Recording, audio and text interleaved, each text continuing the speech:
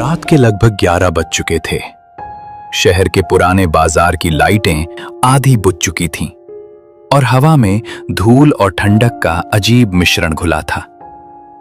इसी बाजार के कोने पर बना था पुराना रिक्शा स्टैंड, जहां रात को सिर्फ कुछ ही रिक्शा वाले नजर आते थे। आरव एक निजी बैंक में काम करने वाला युवक। उसे अचानक ही एक जरूरी कागजात के लिए देवगढ़ गांव जाना था, जो शहर से करीब 30 किलोमीटर दूर था। थोड़ी देर बाद आरव शहर में जो पुराना रिक्शा स्टैंड था वहां पहुंच गया। पास ही में जो चाय की टपरी थी, वहां कुछ रिक्शा चालक बैठ के चाय पी रहे थे। तभी आरव ने उन रिक्शा चालकों से कहा, भैया कोई मुझे देवगढ़ छोड़ देगा क्या? मुझे जल्दी से जल्दी देवगढ़ गांव पहुंचना है। तो क्या आप लोगों में से कोई मुझे रिक्शा से देवगढ़ गांव छोड़ देगा?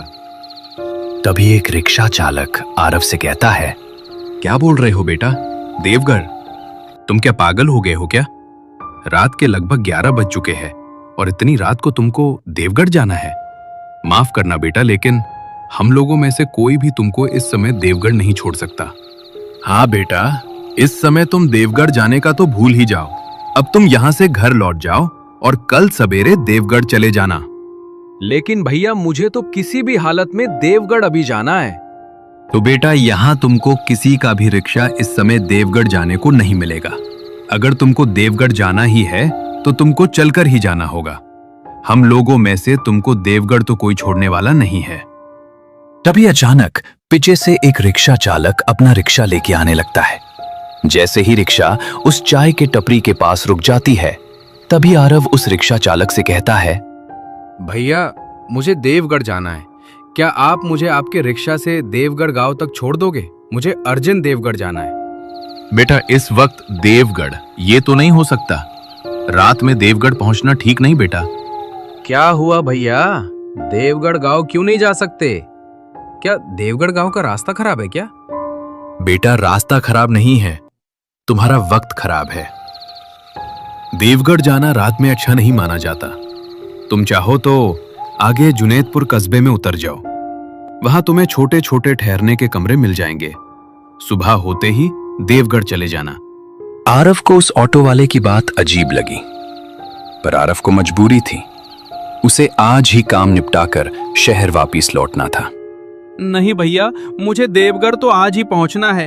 आप पैसा थोड़ा ज्यादा लो, लेकिन मुझे देवगढ़ अभी पहुंचा दो। ठीक है बेटा, मैं तुमको देवगढ़ अभी पहुंचा देता हूं, लेकिन मेरी बात याद रखना, रात के कुछ रास्ते इंसानों के लिए नहीं होते। आरव उसकी बातों को अंधविश्वास समझकर चुप बैठ गया और रिक्शा में बैठ गया। रिक्शा धीरे धीरे खाली, सुनसान, अंधेरी सड़कों से गुजरने लगी। हवा में अजीब खामोशी थी। कुत्ते भी आज कम भौंक रहे थे। रास्ते से अजीब तरह से आवाजें सुनाई दे रही थीं। बेटा, तुम अकेले इतनी रात को देवगढ़ क्यों जा रहे हो? तुमको पता नहीं बेटा, देवगढ़ में इतनी रात को कोई इंसान जाता नहीं। मुझको रिक्शा चलाते हुए आज 15 साल हो रहे हैं, लेकिन मैंने मेरे जिंदगी में पहला इंसान देखा जो इतनी रात को अकेला देवगढ़ गांव जा रहा है। भैया, मुझे ये समझ नहीं आ रहा है कि देवगढ़ जाने के लिए कोई भी रिक्शा वाला तैयार क्यों नहीं होता। ऐसा क्या है उस देवगढ़ गांव में? बेटा, वो तो मुझे भी पता नहीं कि देवगढ़ में क्या है, लेकिन लोग कहते हैं कि रात को देवगढ़ गांव जाना मौत को दावत देने जैसा है। करीब आधे घंटे के बाद रिक्शा जुनैदपुर पहुंच गया। रिक्शा रुक जाता है। बेटा, मैं आखिरी बार तुमको कह रहा हूं, यहीं जुनैदपुर उतर जाओ। यहाँ तुमको सामने ही 500 मीटर दूर ही एक छोटा सा कस्बा मिल जाएगा। वहां तुमको रात भर रहने के लिए कमरा मिल जाएगा और सुबह तुम देवगढ़ निकल जाना। नहीं भैया, मुझे अभी देवगढ़ पहुंचना है। आप मुझे अभी देवगढ़ गांव छोड़ दीजिए। आप मेरी चिंता मत कीजिए। ठीक है बेटा, लेकिन आगे जंगल वाला रास्ता पड़ेगा। मैं देवगढ़ गांव के दरवाजे तक नहीं जाऊंगा, वहां से तुमको चलकर ही जाना होगा। ठीक है भैया, मुझे देवगढ़ गांव के पास तक छोड़ दो, मैं वहां से चलकर चला जाऊंगा। कुछ देर बाद रिक्शा सुनसान कच्चे रास्ते पर पहुंच गया। रास्ता इतना डरावना था कि उस रास्ते से कोई भी गाड़ी या इंसान दिखाई नहीं दे रहा था। रात के ठीक 12 बज चुके थे। इधर उधर से उल्लुओं की, जंगली जानवरों की आवाजें आ रही थीं। ऐसा लग रहा था कि रिक्शा के आगे कोई उनको बुला रहा हो। थोड़ी ही देर बाद रिक्शा देवगढ़ गांव के नजदीक पहुंच जाता है। बस बेटा, मैं इससे आगे नहीं जा सकता। यहां से देवगढ़ गांव पास में ही है, आधा किलोमीटर। भगवान तुम्हारा भला करे बेटा, तुम अच्छे से देवगढ़ गांव पहुंच जाओ। रिक्शा वाले ने तुरंत अपना रिक्शा घुमाया और वापस लौटने लगा। आरव उसे आवाज देता रहा, पर उसने पीछे मुड़कर नहीं देखा। अब आरव अकेला था। रास्ते के दोनों तरफ ऊंचे ऊंचे पेड़ थे। हवा उनकी शाखाओं को हिलाकर एक भयानक फुसफुसाहट पैदा कर रही थी। आरव ने अपना बैग ठीक किया और आगे बढ़ा। कुछ कदम चलने पर उसे एक टूटी चाय की दुकान दिखी। दुकान बिल्कुल सुनसान थी। उस दुकान के पास कोई नहीं था, सिर्फ एक लालटेन के और एक लकड़ी का बेंच था। थकावट से टूट चुका आरव उसी पर लेट गया। करीब 20 मिनट बाद आरव को किसी के चलने की आवाज आई। आरव चौकन्ना होकर खड़ा हो गया। तभी सामने से एक लंबा, दुबला, पतला आदमी, काले कपड़े, कंधे पर फटा कंबल धीरे धीरे आगे आ रहा था। भैया रुकिए, क्या आप देवगढ़ जा रहे हो? क्या हुआ? तुम मुझे ऐसा क्यों बोल रहे हो? भैया मुझे देवगढ़ जाना है। रात में अकेले रुकना मुश्किल है। अगर आप देवगढ़ गांव जा रहे हो तो मुझे अपने साथ ले चलिए। मेरे साथ चलना है तो मेरी बातें माननी होंगी, नहीं तो तुम्हारी लौटने की सुबह नहीं होगी। आरव डर गया, लेकिन उसके ऊपर मजबूरी थी। इसके कारण उसने हां कर दी। ठीक है भैया, आप जो कहोगे मैं वही करूंगा। बस मुझे देवगढ़ गांव तक आपके साथ आने दो। ठीक है, तो आ जाओ मेरे साथ साथ। और हाँ, भूल कर भी पीछे मुड़कर मत देखना। क्यों भैया, क्या होगा अगर मैंने पीछे मुड़कर देखा तो? मैंने तुमको पहले ही बताया था कि मैं जो कहूंगा वो तुमको करना होगा, तो भी तुम मेरे बात को काट रहे हो। अगर मेरे साथ चलना है तो मैं जैसा बोलूंगा वैसा तुमको करना पड़ेगा, नहीं तो मैं चला। ठीक है भैया, मैं अब कुछ नहीं बोलूंगा और आपकी हर बात मानूंगा। तभी आरव और वो आदमी रास्ते से आगे बढ़ते गए। कुछ ही दूर जाने के बाद चलते चलते आदमी बोला, अगर तुमको पीछे से कोई पुकारे तो भी मुड़कर मत देखना। इस रास्ते की आवाजें इंसानों की नहीं होती। ये सुन के आरव के रोंगटे खड़े हो गए। वो डर जाता है, लेकिन उसको देवगढ़ गांव किसी भी हालात में पहुंचना था। इसीलिए वो उस आदमी के साथ आगे बढ़ता गया। कुछ देर बाद पीछे से एक लड़की के रोने की आवाज आई। भैया, लगता है कोई बच्ची रो रही है, लेकिन इतनी रात को इस समय कौन बच्ची रो रही है? चुप कर बेटा, बोलो मत। ये किसी बच्ची की या किसी इंसान की आवाज नहीं है। ये वो चीजें हैं जो रात में नए शिकार ढूंढती हैं।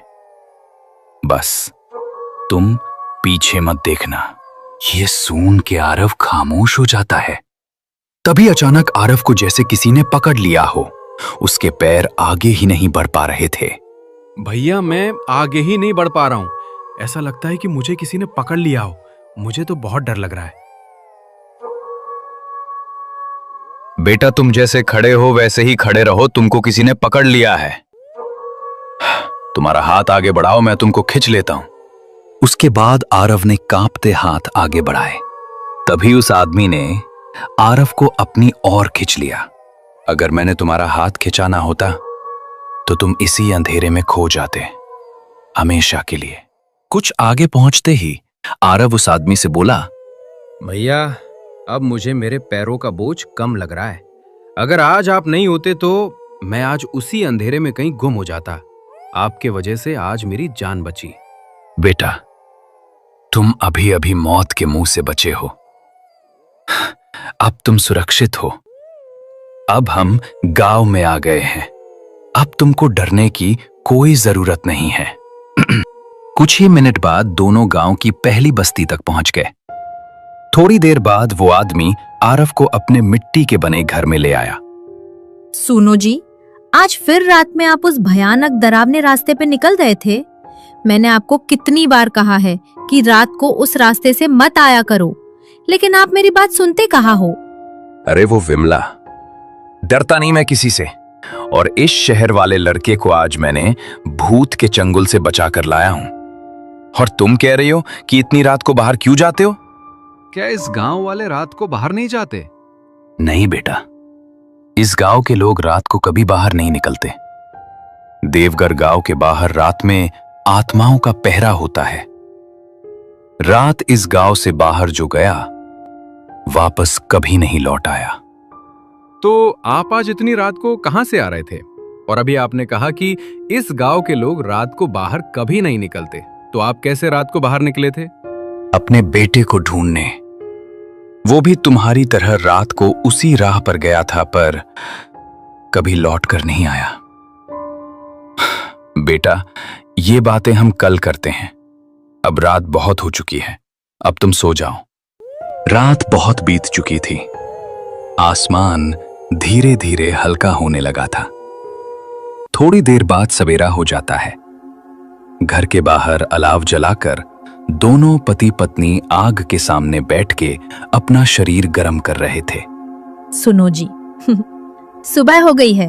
आपके उस शहर वाले की भी नींद पूरी हो गई होगी। अब उसके मन से रात का डर निकल गया होगा। घर के अंदर से आरव चुपचाप खिड़की के पास बैठा था। वो रात की घटनाओं से अब भी कांप रहा था। तभी आरव बाहर अलाव के पास आ जाता है। रात को आपने जो कहा था कि आपके बेटे के साथ, क्या सच में वही हुआ जो मेरे साथ हुआ था? बेटा, इस बात को पूरा 1 साल हो गया। हर रात मैं उसे उसी रास्ते से ढूंढने निकलता हूं। कभी कभी ऐसा लगता है कि वो मेरे पास में ही खड़ा है, लेकिन छूने जाऊं तो हवा में बदल जाता है। और कई बार तो ऐसा लगता है कि कोई घर में चल रहा है, पर जब देखते हैं तो कोई नहीं होता। मैं आज दोपहर में कागजात लेकर वापस चला जाऊंगा। नहीं बेटा, आज दोपहर नहीं। सूरज पूरी तरह सिर पर आए तब निकलना। यहां सुबह के वक्त भी साया भटकता रहता है। साया? कौन सा साया? मैं कुछ समझा नहीं। आखिर ये साया किसका है और इस गांव के लोग इसे इतना डरते क्यों है? वही जो मेरे बेटे को ले गया, और मेरा बेटा कभी वापस नहीं आया। उस साये ने मेरे बेटे को निगल लिया बेटा। थोड़ी देर बाद उस आदमी ने आरव को गांव के बाहर जो तालाब है वहां तक छोड़ने आ जाता है। तालाब का पानी ठहरा हुआ था, जैसे सालों से कोई लहर न उठी हो। वहां एक बुजुर्ग औरत मिट्टी के घड़े में पानी भर रही थी। अरे वो दामोदर आज फिर रात में अपने बच्चे को ढूंढने गए थे क्या? हाँ, लेकिन बूढ़ी अम्मा, इस बार मैं घर अकेला नहीं आया था। इस बार मैंने इस शहर के लड़के को उस रास्ते से बचा कर लाया हूँ।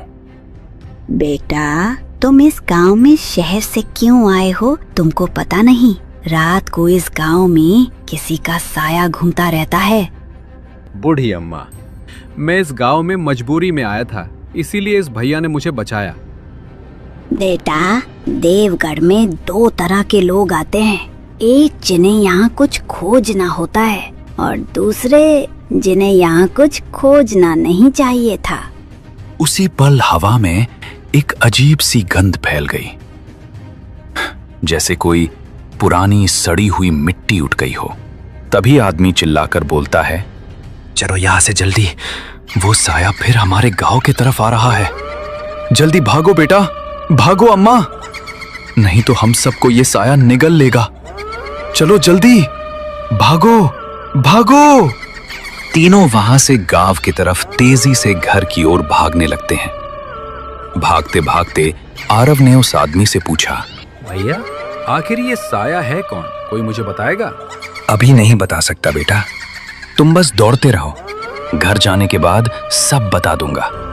भागते भागते दोनों आधे रास्ते में पहुंच गए। तभी अचानक आरव ने पीछे मुड़कर देखा तो उसको अपने पीछे लंबी सी काली परछाई आती हुई दिखती है।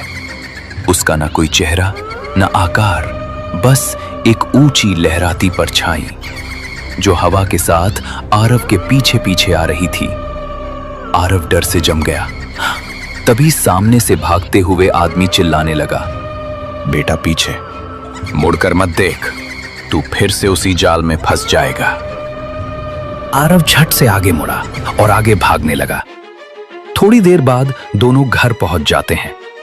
घर पहुंचते ही दरवाजे पर खड़े होकर उस आदमी ने दरवाजा खटखटाया। अरे वो विमला, जल्दी दरवाजा खोल, नहीं तो वो साया हमको निगल लेगा। तभी घर के अंदर से उस आदमी के पत्नी विमला ने दरवाजा खोला और दोनों घर के अंदर चले गए। क्या हुआ जी? आप तो इस लड़के को छोड़ने गए थे, तो आप दोनों घर वापस क्यों लौट आए और तुम दोनों इतने घबराए क्यों लग रहे हो? विमला, वो साया हमारे पीछे लग गया था। हम दोनों जैसे तैसे घर तक पहुंच गए। हे भगवान, इस गांव पे किसकी नजर लग गई है जो अब दिन में भी ये साया हमारा पीछा नहीं छोड़ रहा है? हे भगवान, ये अच्छा संकेत नहीं है। बेटा, आज जो हमारे पीछे पड़ा हुआ था, ये वही साया है जिसने मेरे बेटे को निगल लिया था। और लगता है ये साया तुम्हारे पीछे भी पड़ा है। लेकिन क्यों ये साया मेरे पीछे क्यों पड़ गया है? मेरा इससे क्या लेना देना? क्योंकि तुम देवगढ़ में ऐसे दिन आए हो जिस दिन ये साया नए मेहमान को ढूंढता है। क्या मतलब? आप कहना क्या चाहते हो? आपका मतलब कि मुझे ये साया मारना चाहता है? आज इसके चुने हुए व्यक्ति की मौत का दिन है। उस आदमी की बात सुनकर आरव का चेहरा सफेद पड़ जाता है। मेरी मौत का दिन? आप क्या कह रहे हो? मैं तो बस इस गांव में मेरे कागजात लेने आया था। बेटा, इस साये का लक्ष्य कभी अचानक नहीं होता। ये उसी को चुनता है जो किसी अधूरी आत्मा से जुड़ जाता है। लेकिन मेरी किसी आत्मा से क्या दुश्मनी हो सकती है? तुमने वही गलती की जो मेरे बेटे ने की थी। कौन सी गलती? रास्ते में रात को किसी पुकार का जवाब देना, जो मेरे बेटे ने की थी और कल तुमने की। मैंने तुमको कल रात को समझाया था कि पीछे मुड़कर मत देखो और किसी का जवाब मत दो, लेकिन तुमने मेरी बात नहीं सुनी। ये सुन के आरव का दिल मानो धड़कना भूल गया था। उसका पूरा शरीर नीचे से ऊपर तक थर थर कांप रहा था। तभी आरव कांपते हुए बोला, कल रात को जो मुझे रोने की आवाज आई थी, वो लड़की जिसने बचाओ कहा था। हाँ बेटा, वही आवाज। लेकिन वो आवाज लड़की की नहीं थी, वो उसी साए की लुभाने वाली पुकार थी। जो भी उसकी पुकार पर ध्यान देता है, वो उसके निशान पर आ जाता है। तो अब मैं उस साये के मौत का शिकार बन गया हूं क्या? तभी उधर से उस गांव की बुढ़ी अम्मा आने लगती है। बेटा, तुम उस साए की शिकार तो बन गए हो, लेकिन बच भी सकते हो अगर अपनी किस्मत का एक काम पूरा कर दो तो। बुढ़ी अम्मा, आप जानती हैं ये लड़का इस साये से कैसे बच सकता है? साया जिसे चुन ले वो डर से नहीं, सच से मारा जाता है। कौन सा सच बूढ़ी अम्मा? बेटा, तुम यहाँ कागज लेने आए हो ना? कौन सा कागज लेने आए थे, पहले ये मुझे बताओ। मेरी कंपनी के पुराने खातों के कागजात, जो यहाँ देवगढ़ में एक बंद पड़े गोदाम में रखे हैं। दामोदर और बुरी औरत एक दूसरे को देखने लगे। उनके चेहरों पर डर की एक नई परत उभर आई थी। ये तो वही गोदाम है जहां मेरा बेटा आखिरी बार गया था। क्या आपका बेटा उस सरकारी गोदाम में गया था? लेकिन आपका बेटा उस सरकारी गोदाम में क्यों गया हुआ था? बेटा, वही गोदाम इस देवगढ़ गांव की सबसे पुराने मौतों का घर है। उस गोदाम में सालों पहले आग लगी थी। कई मजदूर अंदर फंसकर मरे थे। और कहते हैं उनकी आत्माएं आज तक उस गोदाम के बाहर नहीं आ पाईं। अब तक उस गोदाम में उनकी आत्माएं भटकती हैं। तो मैं अब क्या करूं? बेटा, अगर तुम सच में बचना चाहते हो तो आज उन्हीं आत्माओं को तुमको मुक्त करना होगा। मैं कैसे उन आत्माओं को मुक्त कर सकता हूं? बेटा, जिस कागज के लिए तुम इस गांव में आए हो, वही कागज आग के असली कारण को छुपाता है। कई मजदूरों की मौत को दुर्घटना नहीं माना गया था, वो किसी बड़े घोटाले का राज छुपाता है। बेटा, वो साया तुम्हारा पीछा इसलिए कर रहा है क्योंकि अगर तुम वो कागज ढूंढ लो तो उसके कैद किए गए लोगों की आत्माएं आजाद हो जाएंगी।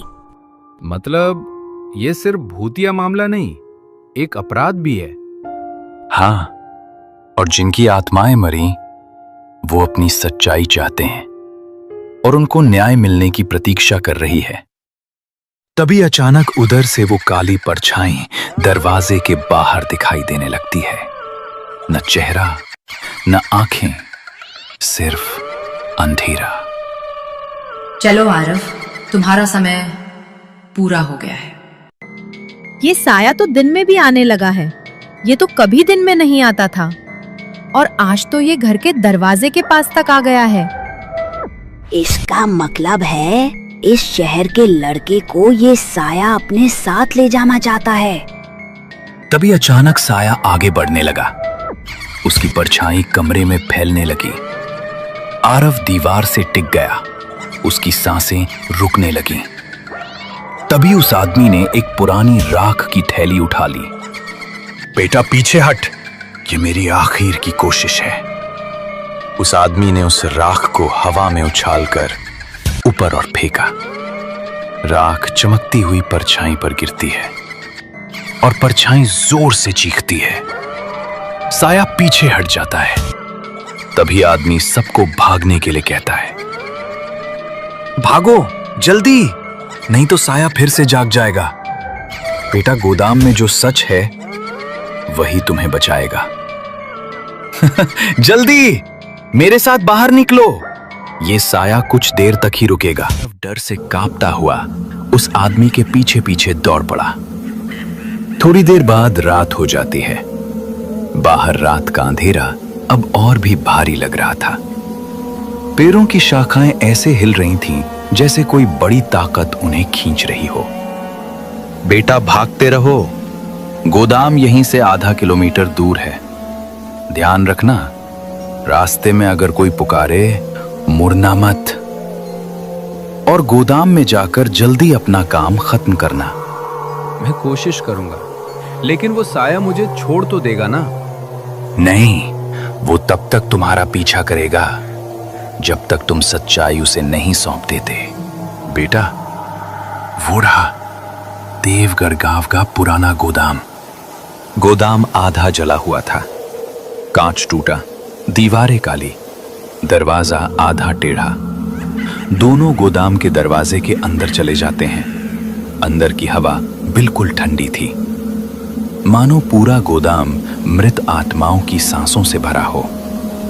भट्टी की गंध, जली लाशों का एहसास और दीवारों पर गहरे काले हाथों के निशान। आरव की टांगें कांपने लगीं। ये कैसी जगह है? बेटा, यहीं वो सभी मजदूर चलकर मरे थे और यहीं बंद है वो राज जिसके लिए तुम आए हो। दूर एक लोहे की अलमारी थी, धूल से भरी, पर ताला टूटा हुआ। दोनों अलमारी के पास पहुंचते ही आरव ने अलमारी खोली। अंदर फाइलें, पुराने रिकॉर्ड और एक मोटा रजिस्टर था। उस आदमी ने झट से रजिस्टर उठाया और आरव को दिया। बेटा, यही है मौत का सच। आरव ने उस रजिस्टर को खोला। उसमें साफ साफ लिखा था, मजदूरों की मौत कोई हादसा नहीं थी। गोदाम मालिक ने बीमा राशि पाने के लिए जानबूझकर आग लगवाई थी। उसी समय गोदाम का पूरा दरवाजा धड़ाम से बंद हो गया और अंधेरे में वो साया प्रकट हो गया। सच देने के लिए नहीं, खत्म करने के लिए खोजा जाता है। तभी काला धुंधला भूत आरव की ओर बढ़ा। आरव पीछे हट रहा था, लेकिन साया हर तरफ फैल चुका था। दामोदर ने एक और राख की मुट्ठी उठाई, लेकिन इस बार उस साए पर उस राख का कोई भी असर नहीं हुआ। उस साए ने उस आदमी को पकड़कर उसे हवा में उछाल दिया। आदमी दीवार से टकराकर गिरा। साया धीरे धीरे आरव के सामने आया और बोला, अब तुम भी उन आत्माओं की तरह यहीं रहोगे। अचानक गोदाम से डरावने डरावने आवाजें आनी शुरू हो जाती है, जैसे सभी आत्मा एक साथ वहां चिल्लाने लगी। आरव समझ नहीं पाया कि ये क्या हो रहा है। तभी दीवारों से दर्जनों मजदूरों की आत्माएं बाहर निकली। आग से झुलसे शरीर, काली आंखें, हाथ फैले हुए। वो आदमी फर्श पर पड़ा, चिल्लाया, बेटा तुम डरो मत, ये सभी आत्मा तुम्हें मारने नहीं आई हैं, ये तो इस साए को खत्म करने आए हैं। वो इन्हें वर्षों से बांधे रखता था। इन सभी आत्माओं को देख के साया पीछे हटने लगता है, पर मजदूर आत्माएं उस साए को घेरने लगीं। ये सब देख के साया चीख पड़ा, रुक जाओ, मैंने तुम्हें बांधा था। तुम सब मेरा आदेश मानोगे? नहीं तो मैं तुम सबको निगल जाऊंगी। लेकिन इस बार मजदूर की आत्मा उस साए की बात नहीं सुन रहे थे। उन्होंने उस साए को पकड़कर घसीटना शुरू कर दिया। गोदाम में ऐसी भयानक आवाजें गूंजने लगीं कि आरव अपने कान बंद कर लेता है। भागो आरव, सच लेकर यहां से निकल जाओ। लेकिन भैया मैं तुमको छोड़कर कैसे चला जाऊं? तुम भी मेरे साथ चलो। आरिफ, तुम्हारे पास ज्यादा समय नहीं है और तुम मेरी चिंता मत करो। तुम यहां से जल्दी भाग जाओ और सभी गांव वालों को इस साए से बचाओ। तभी सभी गोदाम को आग लग जाती है, लेकिन दोनों गोदाम के बाहर निकल जाते हैं। लेकिन वो आदमी पूरा घायल हो जाता है। उसका शरीर खून से लथपथ हो जाता है। बेटा तुम यहां से अब चले जाओ, अब मेरी सांसें पूरी हो गई हैं। तू बस सच बाहर ले जा, यही मेरी मुक्ति है। दूर मजदूरों की आत्माएं उस साया को घसीट रही थीं। साया तड़प रहा था, चीख रहा था, लेकिन मजदूरों की आत्माएं उस साए की एक न सुनती। उन्होंने साया को गोदाम के बीचों बीच खींचा और अचानक पूरे गोदाम में आग की भयंकर लपट उठी। साया की अंतिम चीख पूरे गांव में गूंज उठी। आंखों के सामने वो काला साया टूटने लगा, धुएं की तरह बिखरने लगा और एक झटके में पूरी तरह खत्म हो गया, जैसे उसने कभी जन्म ही नहीं लिया हो। जैसे उस साए के साथ इस देवगढ़ गांव का वर्षों का श्राप खत्म हो गया हो। थोड़ी देर बाद उस आदमी की सांसें रुक जाती हैं। आरव फूट फूट कर रोया, लेकिन वो जानता था उसे उस आदमी की आखिरी इच्छा पूरी करनी है। वो फाइल और रजिस्टर लेकर उस गांव में लौट आया। पहली बार देवगढ़ गांव में अंधेरे की जगह सुबह हुई थी। आरव दीवार के किनारे बैठा था। हवा हल्की थी और अचानक उसके सामने उस आदमी की आत्मा आ जाती। धन्यवाद बेटा, जो तुमने इस गांव को उस साए से मुक्त कर दिया, और ये सब करके तूने मुझे मुक्त कर दिया। उतना बोल के उस आदमी की आत्मा वहां से गायब हो जाती है। आरव को समझ आ गया था कि उस आदमी की आत्मा मुक्त हो चुकी है। इसीलिए कहते हैं, जब तक किसी आत्मा को मुक्ति नहीं मिल जाती, तब तक वो आत्मा ऐसे ही हमारे बीच घूमती रहती है।